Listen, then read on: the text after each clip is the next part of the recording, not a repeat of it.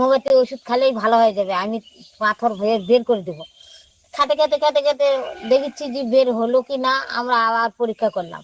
না ওই যে বন্ধুরা কমেন্ট করলো না অনেক, হ্যাঁ, অনেক বন্ধুরা কমেন্ট করে বললো যে তোমরা হোমিওপ্যাথি ওষুধ খাও না, একবারে অপারেশন করে নাও, নাহলে এই পাথর কোনোদিনও জীবনে ভালো হবে না। আর নানান কথা শুনে আমরা মনে করছি না আর একবার পরীক্ষা করেই দেখা যাক পাথরটা শরীরটা কেমন হবে। খারাপ হয়ে যাচ্ছে আরো, দিনকার দিন শরীর খারাপ হয়ে যাচ্ছে, বিছানায় পড়ে যাচ্ছে, কাজ করতে পারছে না, খেতে পারছে না, শুতে পারছে না, এরকম। তখন আমরা পরীক্ষা করে দেখলাম পাথর বড় হয়ে গেছে, আর থামা যাবে না। এখন হোমিওপ্যাথি ডাক্তার বাদ দিয়ে এখন এলোপ্যাথি ডাক্তার, আরেকটা হোমিওপ্যাথি ডাক্তারের কাছে গেলাম। ও আর একটা হোমিওপ্যাথি ডাক্তারের কাছে গেলাম, অঞ্জলি বক্সি। অঞ্জলি বক্সি দেখে বললো যে এই পাথর অপারেশন করতেই হবে, আমি বের করতে পারবো না, কেননা বেশি হয়ে গেছে পাথর, ফুলে গেছে আর বড় হয়ে গেছে পাথর, ওই জন্য আমি চারিধারে লাগে আছে পাথর গুলো হবে না, এটা বের করা যাবে না, তোমরা অপারেশন করে নাও। এখন আমরা ডাক্তার দেখাচ্ছি গঙ্গারামপুর নার্সিং হোমে। না আরেকটা ডাক্তার দেখাচ্ছিলাম সঞ্জয় দত্ত, যাবে নার্সিং হোমে ভর্তি হবে। শিলিগুড়ির ডাক্তার এটা রাজেশ গোয়েল, শিলিগুড়ির ডাক্তার রাজেশ গোয়েল ওই দেখিচ্ছে। এখানে আমার হাবলানি দাস, এখানে আমার একটা মামি আছে, ওর টিউমার হয়েছিল, ওই টিউমার অপারেশন করেছে রাজেশ গোয়েল। ওই গঙ্গারামপুর সুস্পর্শ নার্সিংহোমে, গঙ্গারামপুর সুস্পর্শ নার্সিংহোমে তো অপারেশন করেছে। ওই জন্য আমরা বলেছি যে ওখানে আমরাও করব ওটা, ওখানে বলে খুব ভালো ডাক্তার, ভালো ভালো আছে, তার মধ্যে সুযোগ সুবিধা ভালো আছে। আবার কিন্তু মানুষের থাকে আবার ওই যে কি কার্ড, স্বাস্থ্যসাথী কার্ড দিয়ে বলে ছাড় পাওয়া যায়।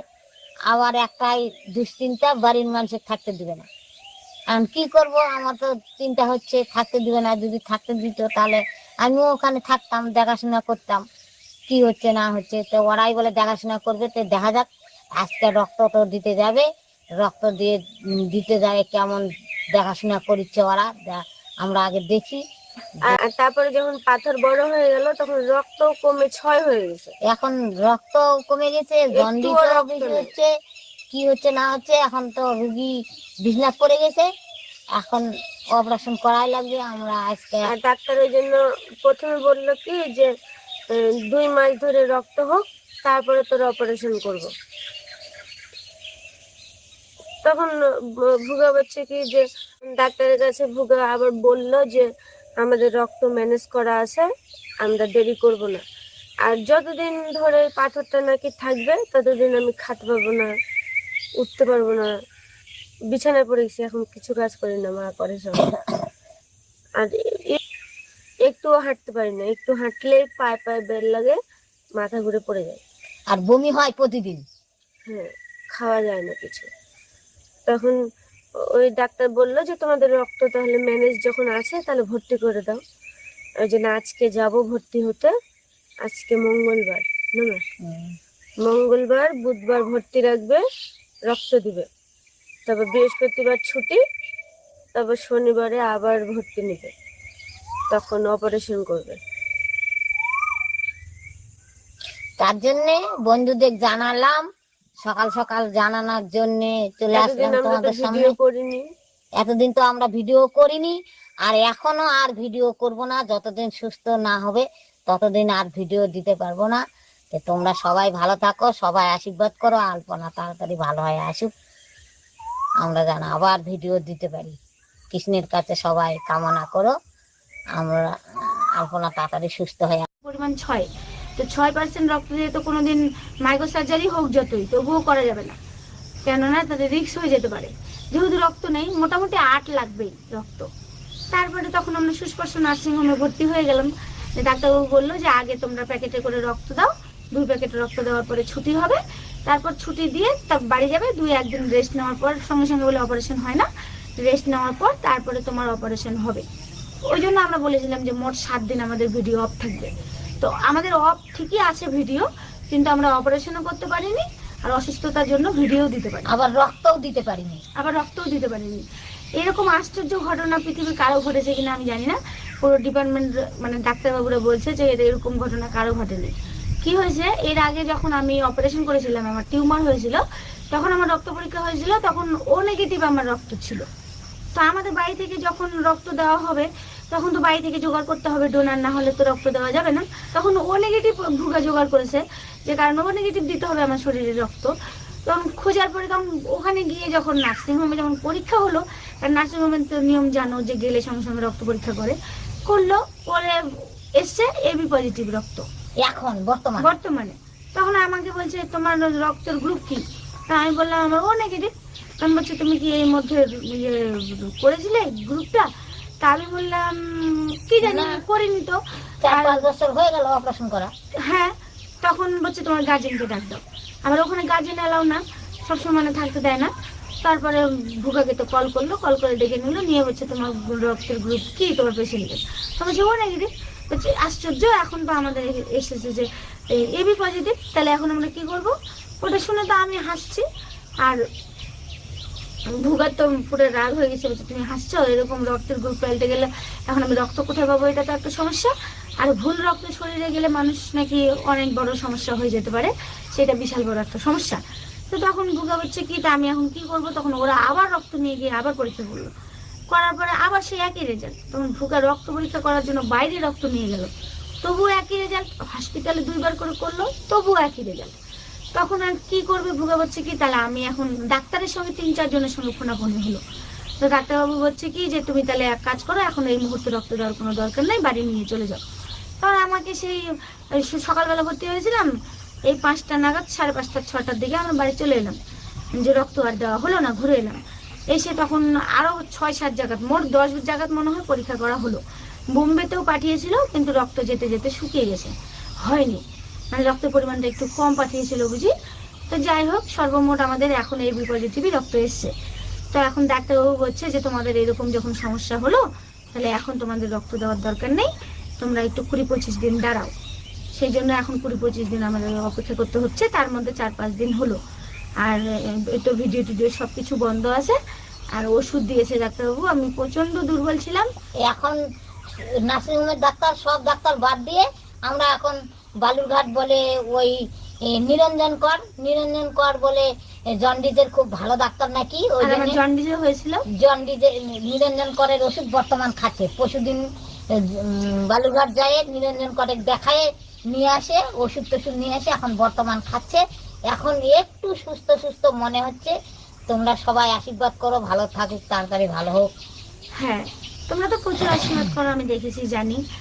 তোমাদের এই ভালোবাসার কাছে মানে কি বলবো, ভাষা নেই যে প্রকাশ করব, কি দিয়ে যে প্রকাশ করা যায়। আর আমরা এখন কি করব এখন জানি না, এখন 20-25 দিন দেখি, অপেক্ষা করি। তারপর পাথর কি হচ্ছে, রক্তটা কি হচ্ছে, ছবি তুলতে হবে, রক্ত পরীক্ষা করতে হবে, করে দেখবো। রুগী যদি ভালো থাকে তাহলে 20-25 দিন দেখার পরে পরীক্ষা টরীক্ষা করে আবার পেটের ছবি টবি তুলে তারপর আবার আমরা নার্সিংহোমে যোগাযোগ করবো। আর ডাক্তারবাবু বললো যে লাস্ট আরেকবার এখানে বালুঘাট মাতৃসদন নামে একটা পরীক্ষা কেন্দ্র আছে, ওখানে বলেছিল যে করিস লাস্ট আরেকবার, ওখানে খুব ভালো। এখন তাতে থাক, আপাতত ওই নার্সিংহোমে ভর্তি হওয়ার আগে আরেকবার এখানে একটা টেস্ট করাস। যদি সর্বমোট এবি পজিটিভ আবার আসে তাহলে আর কোনো চিন্তা করতে হবে না। আর নার্সিংহোমের মালিক বলেছে যে তোমাদের কোনো চিন্তা নেই, আমরা হচ্ছে যতক্ষণ আলপনা শরীরে রক্ত যাবে ততক্ষণ ডাক্তার ওখানে বসে থাকবে।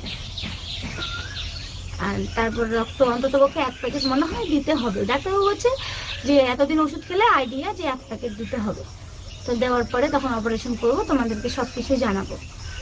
আর এখন আবার আজকে থেকে মোটামুটি করে একটু করে ভিডিও দিতে শুরু করতে চাচ্ছি, জানি না কি হবে, কৃষ্ণ কি করবে। তোমরা সবাই ভালো থেকো, এই জন্য অপারেশন হয়নি, তোমাদেরকে জানালাম। এসকে সাজিব, হ্যালো দাদা।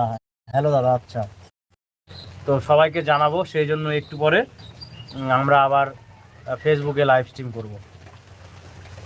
তারপর জগন্নাথ কর্মকার খুব ভালো, আলিফ দাস খুব গরম, দিয়া দাস দিদি তোমার মাকে খুব ভালো লাগে মাকে। তারপর আলিফ দাস আমি বনগা থেকে। আচ্ছা, তোমাদের উত্তর 24 পরগনার বনগা, তাহলে চলে আসো ইয়েতে নৈহাটিতে, দেখা হয়ে যাবে। নৈহাটিতে যাবো আমরা বৃহস্পতিবারে। এবার আগে টিকিট কেটেছি। আমি ওই দাদাটাকে বকেছি যে তোমাদের জন্য আমাদের এতগুলো টাকা চলে গেল, এরকম কেউ করে? ওই ডাক্তারের বাবুর কাছে যে থাকে, তখন বলেছে এবার আর ওরকম হবে না। আশা করা যায় ভগবান যদি চায় তাহলে বৃহস্পতিবারে বেরোবো আর শুক্রবারে গিয়ে পৌঁছবো। তোমাদের অত তাড়াহুড়ো করতে হবে না, আমাদেরকে দেখা এমন কি ব্যাপার, আমরা তো লাইভে আসি, তোমরা প্রচুর ভালোবাসা দাও, আমরা এতেই খুশি।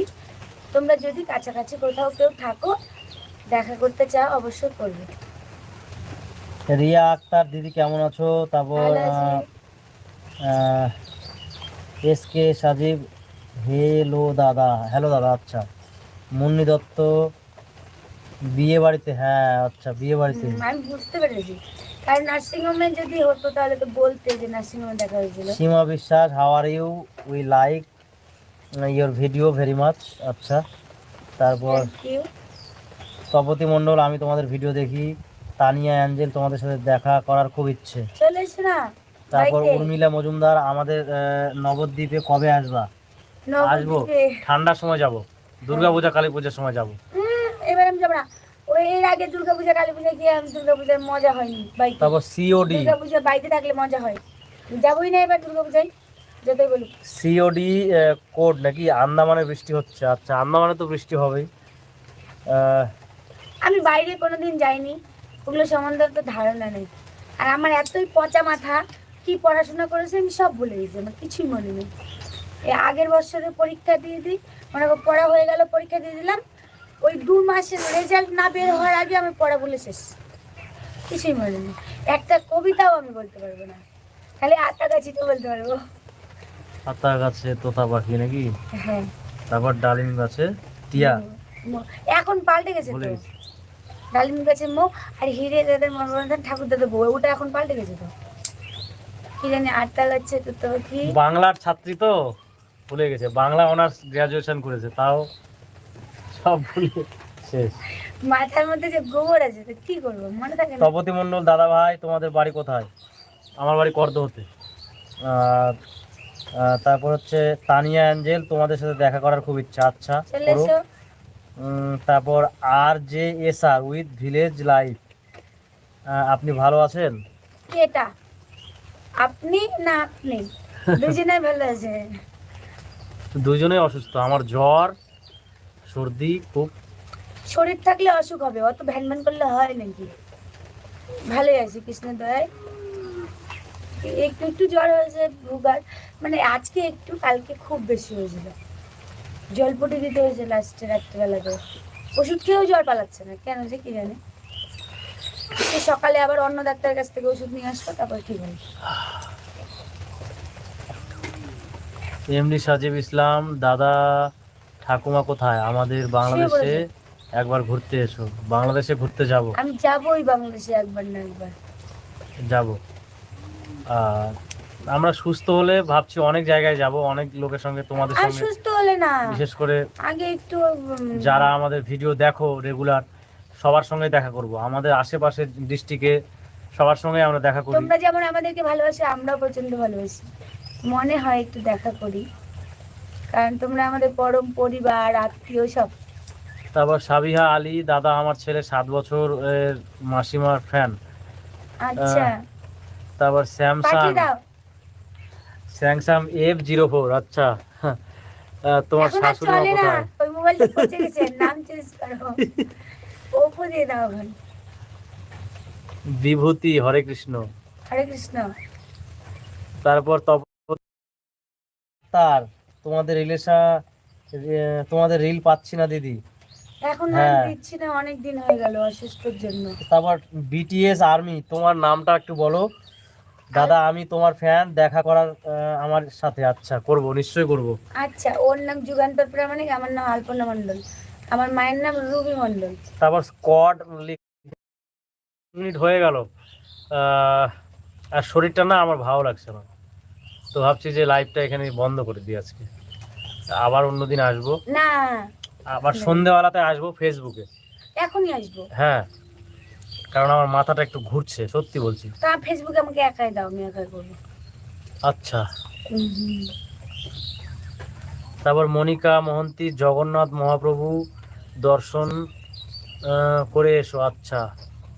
কোথায় ওটা? তানিয়া পুরীতে? অ্যাঞ্জেল, দাদা নালাগোলা আসলে আমাদের বাড়ি আসিয়েন। আচ্ছা। নালাগোলাতে আগে গিয়েছিলাম, ওই যে একটা সুরাবুদ্দিন, আচ্ছা। তারপর সুস্মিতা দাস, ভবিষ্যৎ বলতে পারে না দাদা ভাই।